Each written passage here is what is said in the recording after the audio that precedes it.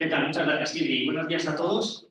Buenos días especialmente. Permitidme que me sume también a los saludos, ¿no? Tenemos hoy visitas internacionales, pero también un poquito más cercanas, ¿no? Me sumo a los saludos en la bienvenida a quienes nos visitan desde Galicia, amigos de Amaris, a quien amamos, así que nos encanta también que estéis hoy aquí con nosotros. Saludos también a quienes nos visitan desde Valencia, familia, Ana, Gerson, a quienes apreciamos mucho y nos honra mucho también que estéis hoy aquí con nosotros. Y además, lo hacéis en un día en el que el hecho de que estemos aquí congregándonos personas de diferentes lugares y que nos estéis visitando también desde vuestras iglesias de otra provincia, pues también encaja un poco y vais a ver algunos destellos de esto en las cosas que vamos a ver el día de hoy. Os sitúo un poco a los que estáis también aquí de visita, porque estamos viendo en estos días una serie que iniciamos la semana pasada, en la que estamos viendo los temas que tenemos que evitar en la cena de Nochebuena para conseguir que la cena pues, no termine en una discusión. ¿Vale? Y dijimos la semana pasada que los temas que tenemos que evitar en la cena son todos los que tengan que ver con política, con fútbol y con religión. ¿Vale? Son los tres temas que ni se te ocurra sacar en la cena, porque muy probablemente terminará como esta imagen que estáis viendo, ¿no? Y decíamos, bueno, pero ¿y si la cena somos todos cristianos? Pues quizás de religión sí, ¿no? Ahí será un terreno seguro. Bueno, depende. Habrá algunos temas que, aun siendo todos cristianos, tendrás que evitar sacar. Y la recomendación era que ni se te ocurra sacar nada que tenga que ver con los capítulos 9, 10 y 11 de Romanos, que son precisamente los capítulos que estamos presentando en estas semanas. ¿Por qué? Porque son unos capítulos, decíamos, llenos de temas polémicos, de temas sensibles, que muy probablemente te llevarán a terminar como en esta imagen. Recordaréis que presentábamos el adentrarnos en estos capítulos casi como si tuviésemos delante un muro de piedra vertical altísimo, en el que profundizar es como escalar, pasos lentos, costosos, que hay que asegurar bien cada paso antes del siguiente porque puedes caer, siendo además una escalada que muy probablemente no te resultaría muy agradable.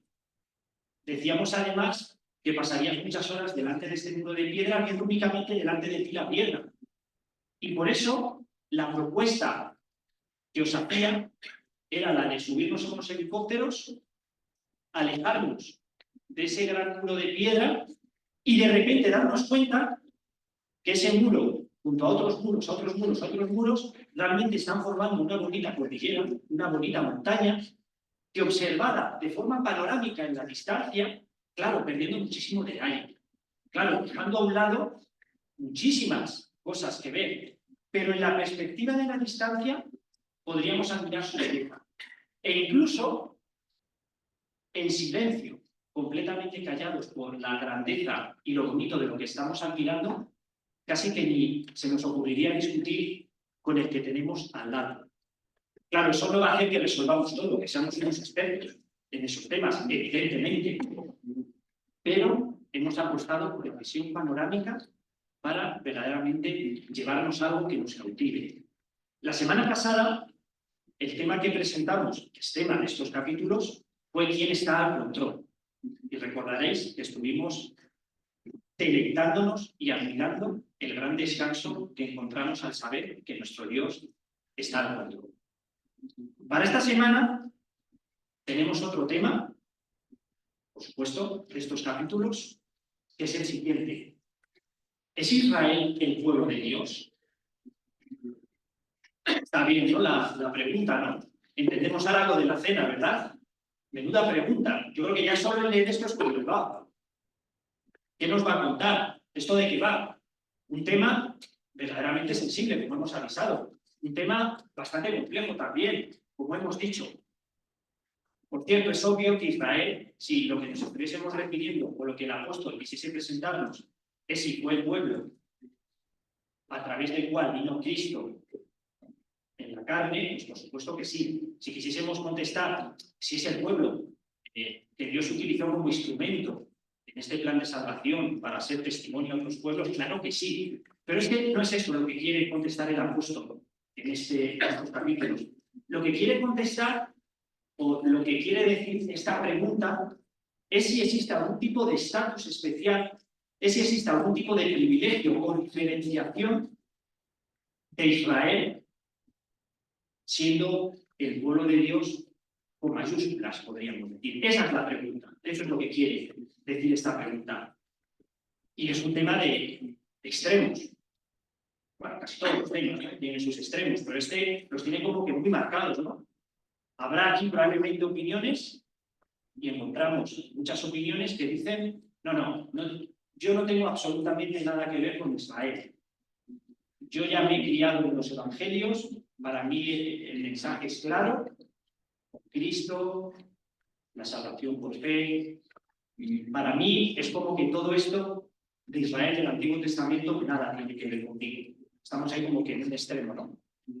Y si nos vamos al otro, nos encontraremos incluso iglesias que están engalanadas y adornadas por la bandera del Estado de Israel, utilizando símbolos litúrgicos propios de Israel como nación, identificándose, encontrando incluso una esperanza, involucrándose incluso a nivel político en todo lo que tiene que ver con Israel como nación, ¿vale? He presentado como dos extremos, ¿no?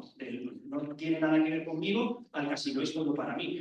Y entre medias, pues podríamos dedicar días y días a diferentes posicionamientos, más cercanos de un extremo, más cercanos del otro, más intermedios, muchísimos. Pero estamos en la visión panorámica de esa montaña que algo quiere enseñarnos respecto a este tema. Nos vamos a adentrar ya en el capítulo, pero ¿qué contexto hay en este capítulo 9 para que de repente salga este tema? El apóstol Pablo, en los primeros 8 capítulos, ha presentado el gran alcance de aceptación que ha tenido y el gran poder del Evangelio. Y lo ha celebrado además por su gran impacto entre los gentiles, entre aquellos que estaban alejados. Y llega a este capítulo 9 con un cierto pesar, tristeza incluso, y él mismo dice: qué bonito que los gentiles hayan alcanzado, que el Evangelio haya alcanzado a los gentiles. Qué bueno y qué alegría la extensión que está teniendo entre los gentiles. Pero qué pena que Israel haya rechazado el Evangelio. Y él siente un gran pesar, una gran tristeza. Y es por eso por lo que introduce este tema y se hace esta pregunta. Qué pena que aquellos que recibieron la adopción, que fueron adoptados, que vieron y recibieron la gloria, el pacto, la ley, el culto, tan bellas promesas, los patriarcas, personajes referentes para la historia del plan de la salvación, y además aquellos de los que vino Cristo en la carne naciendo como descendiente de israelitas. Qué gran pena que los que recibieron tanto, dice el apóstol Pablo, y le causa dolor incluso, estén rechazando a Cristo. Y he querido enfatizar ahí las promesas, porque es lo que le lleva al apóstol a pensar incluso más. Porque él se hace la pregunta y dice: es una gran pena, pero por encima de que sea una pena, es algo también muy grave. Porque ¿cómo es posible? Se pregunta el apóstol. Sabéis que lo hemos visto otras veces, que él anticipa preguntas, ¿verdad? Es como que contesta preguntas que no le haces, pero él dice: sé que os lo estáis preguntando. Dice, no solo una pena, sino, ¿quiere decir esto que todas las promesas que Dios hizo de me manifestaré en mis hijos, porque los israelitas celebraréis conmigo, porque os colmaré de bendiciones? ¿Quiere decir esto que Dios no ha sido capaz de cumplir sus promesas? ¿Ha fallado el plan de Dios? ¿Qué ha pasado con todas esas promesas que recibieron los israelitas? Pero si están haciendo totalmente lo contrario. ¿Es que acaso Dios no ha tenido poder para cumplir estas promesas? ¿Es que acaso Dios rompe sus promesas? Eso es lo que verdaderamente le está preocupando al apóstol, y es por eso que se hace esta pregunta. Y la respuesta que da en el texto es que rotundamente no. Dios no ha sido infiel a sus promesas. Dios no ha roto su palabra. Y claro, aquí surge la duda. A ver, ¿pero esto tiene sentido? Acaba de decir el apóstol, y de hecho lo sabemos, y ese es el relato que encontramos en los evangelios, en las cartas, que los israelitas, que los judíos rechazaron a Cristo. De hecho, Pablo está diciendo que tiene un gran dolor y una pena por esto. Se está preguntando qué ha pasado con las promesas de Dios y dice, Dios no ha sido infiel a sus promesas. Él cumple su palabra, pero me parece un poco contradictorio. ¿Qué cumplimiento de palabra? Pero si acabas de decir que no se están cumpliendo las promesas, ¿cómo es esto posible? Y él va a contestar. Y lo vamos a ver a través de 4 puntos, 4 conceptos o 4 palabras que van a cambiar nuestra forma de leer muchísimos pasajes de la Biblia. Y la primera de ellas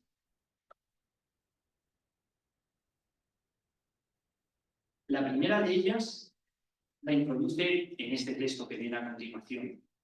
Nos dice que los israelitas, a los cuales llaman mis parientes según la carne, nos dice que con ellos la palabra, dice que la palabra de Dios no ha fallado, porque no todos los que descienden de Israel son israelitas, ni que por ser descendientes de Abraham te hace automáticamente hijo. Que no son los hijos los que lo son en la carne, sino que son los hijos de la promesa, los que son contados como descendientes. Esto es complejo, lo vamos a explicar rápido, pero es un argumento complejo, pero muy potente. Lo que está diciendo el apóstol es que Dios ha cumplido sus promesas hechas a los israelitas. Ha cumplido las promesas que ha hecho a sus hijos.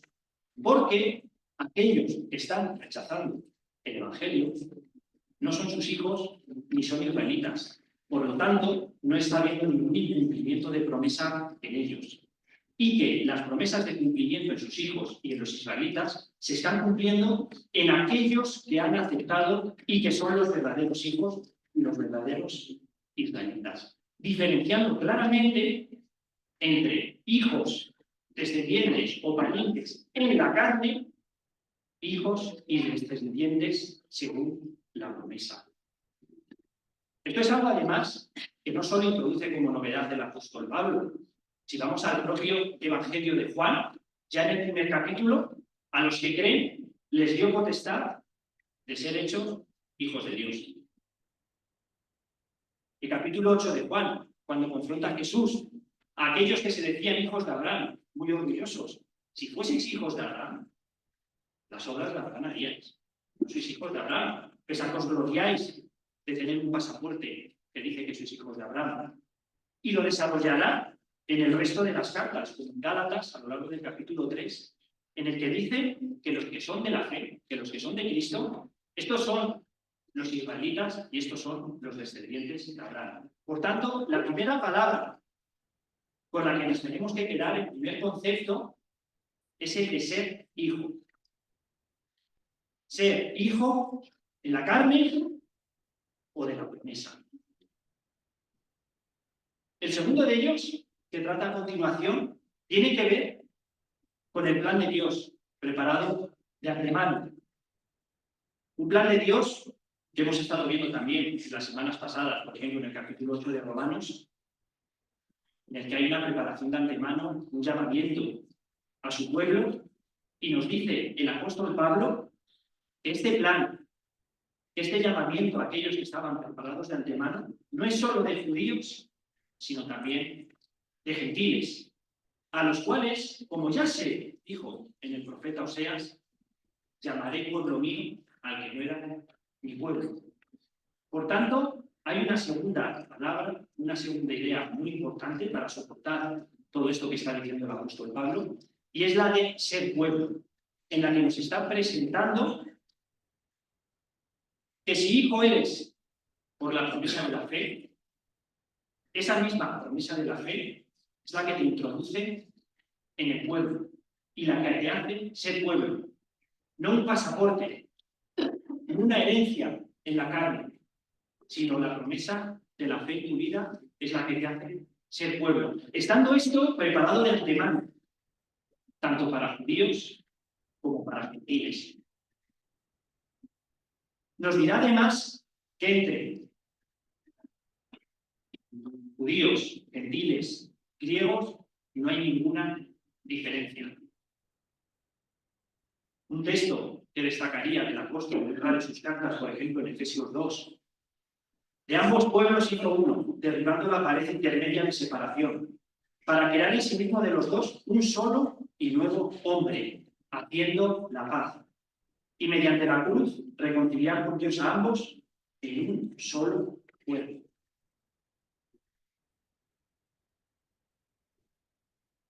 No solo hijos y pueblo, sino que además un pueblo. No dos pueblos. No el pueblo de los gentiles, el pueblo de los judíos. No la nación de los gentiles y la nación de los judíos. Una única nación, un nuevo pueblo, un nuevo hombre en el que no hay diferencias. Y en último lugar, el último concepto, se hace una nueva pregunta a Pablo. ¿Ha desechado Dios entonces a su pueblo? Claro, aquí está jugando mucho con la palabra pueblo, ¿no? Ahora está pensando en la carne. ¿Ha desechado Dios entonces a los israelitas en la carne? De ninguna manera. Y fíjate lo que dice. Porque también yo soy israelita, se pone como ejemplo de la descendencia de Abraham, de la tribu de Benjamín. Dios no ha desechado a su pueblo. Lo que está diciendo el apóstol Pablo, esta buena noticia del Evangelio entonces ya es solo para gentiles. ¿Se ha olvidado ya Dios de seguir incorporando a su pueblo, a descendientes de Israel? Dice Pablo, claro que no. Yo soy la prueba viviente. Yo soy el ejemplo de que un judío en la carne, de pasaporte, no es pueblo, pero que si renuncia a la esperanza en la carne, a la esperanza en su herencia física, y deposita su esperanza en Cristo, automáticamente es hecho bueno. Por lo tanto, claro que Dios no ha desechado a los israelitas. Pablo es el ejemplo claro, pero lo que tiene que hacer, como hizo Pablo, cualquier israelita, cualquier judío, es depositar su fe en Cristo, como hizo el apóstol Pablo, para automáticamente ser parte de ese mismo pueblo. Por tanto, el último concepto, la última palabra, es la de un Salvador. Un único Salvador para judíos y para gentiles. Cristo, para todos. No hay dos planes de salvación. No hay dos pueblos. No hay dos tipos de hijos. Sino que hay un único pueblo al que tienes entrada por un único Salvador. Ser hijo, ser pueblo, un único pueblo y un Salvador. 4 conceptos que nos están desafiando. El apóstol nos está desafiando a hacer una lectura espiritual de estos conceptos, a ir más allá de lo que vemos con nuestros ojos y lo que nos transmite todo lo que tiene que ver con la carne. ¿Es Israel el pueblo de Dios? Hemos dicho, tema sensible, tema delicado, tema de muchísimos posicionamientos. Aquí lo sabrá, ni uno ni dos, y serán más de 5 y más de 6, por supuesto.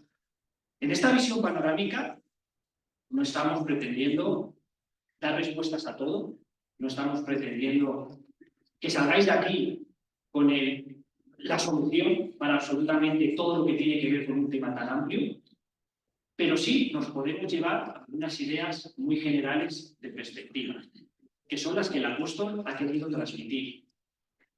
La carne, la raza, la nación, el pasaporte, no te hace hijo. Lo que te hace hijo es la fe, la cual te da entrada al pueblo. Un único pueblo en el que no hay diferencias. Y un único pueblo que tiene un único Señor y Salvador. Algunas conclusiones. Si has creído en Cristo, quiero darte la buena noticia de que eres parte del pueblo de Dios. No estás solo, no eres mente aislada, no eres un instante de la historia, eres parte del pueblo de Dios. Un único pueblo a lo largo de toda la historia. Las promesas, las bendiciones que se han hecho a ese pueblo del que eres parte son para ti. Tómalas. Las palabras de amor, las palabras de deleite de Dios, hablando a su pueblo y para su pueblo, son palabras para ti. Claro, y para los israelitas, para los judíos que depositen su fe en Cristo como hermanos nuestros dentro de ese pueblo. El mejor deseo es el de Pablo, que está en el texto. El deseo de Pablo, que creo que además es el mejor deseo y oración que podemos tener para Israel, para los judíos, el día de hoy, es que, como hizo Pablo, renuncien a la carne, renuncien a la esperanza en las cosas físicas, materiales y que tienen que ver con las obras, y que renunciando a ello depositen su fe en Cristo y acepten al único Salvador que les puede dar entrada al pueblo de Dios. Y quiero avisaros de dos riesgos, también un poquito no de extremos, sino de muy diferentes, pero igual de peligrosos. El primer riesgo que hay es el de la inferioridad. Quiero animaros a que no sintáis ningún tipo de inferioridad por no ser un país, por no ser una raza, por no tener objetos. No sentáis ningún tipo de inferioridad. Pero también quiero hablaros del otro riesgo, el de la superioridad.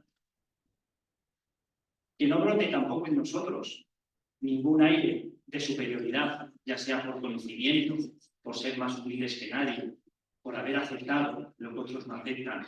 Y que no surja además esa idea de superioridad dentro del propio pueblo de Dios, en el que a veces podemos pensar que lo que está pasando en mi ciudad, en mi iglesia, en mi país, en mi ministerio, es más importante que lo que está pasando en el resto del pueblo de Dios. ¿Está Dios cumpliendo sus promesas? Por supuesto. El que tú estés hoy aquí sentado es una clara evidencia de que Dios está cumpliendo sus promesas para con su pueblo y para con sus hijos. Y quiero leeros el versículo de cierre que quiero dejar ahí unos instantes, pero quiero leeroslo, porque quiero hacerlo además como algo con lo que quiero honraros, con lo que quiero bendeciros y que os resulte de ánimo a todos vosotros. Son las palabras del apóstol Pedro, que recoge en su primera carta y que está dirigiendo al pueblo de Dios, a la iglesia. Os lo digo a vosotros.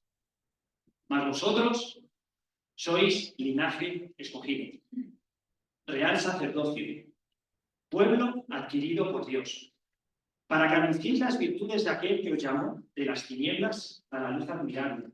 Vosotros, que en otro tiempo no erais pueblo, pero que ahora sois pueblo de Dios. Gracias.